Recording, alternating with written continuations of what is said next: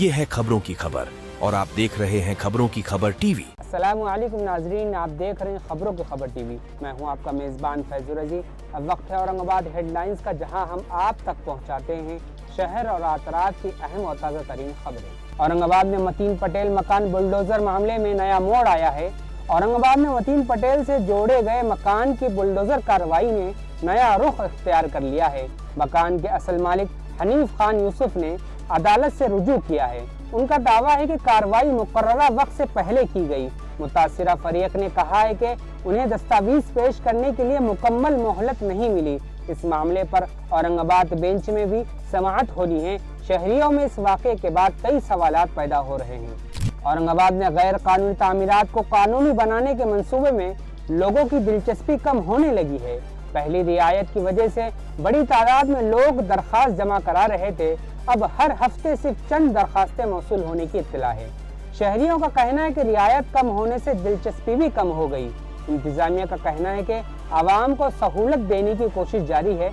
माहिरीन के मुताबिक मजीद आसानियाँ पैदा की जाएं तो सूरत हाल बेहतर हो सकती है। औरंगाबाद में हाफिज काजी अंजर एक निशिस्त में मुकम्मल कुरान सुनाने की सआदत हासिल करेंगे।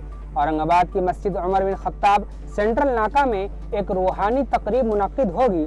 नौजवान हाफिज काजी अंजर इब्ने मुफ्ती अजहर रहमानी एक निशिस्त में मुकम्मल कुरान मजीद की तिलावत करेंगे। वो दारुल कोकिन के हुनहार तालिब इल्म हैं। फजर से इशा तक तकरीबन 16 घंटे मुसलसल तिलावत होगी।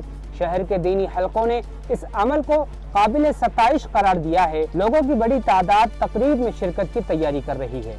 जालना में ऑनलाइन तलवार मंगवाने वाला नौजवान गिरफ्तार।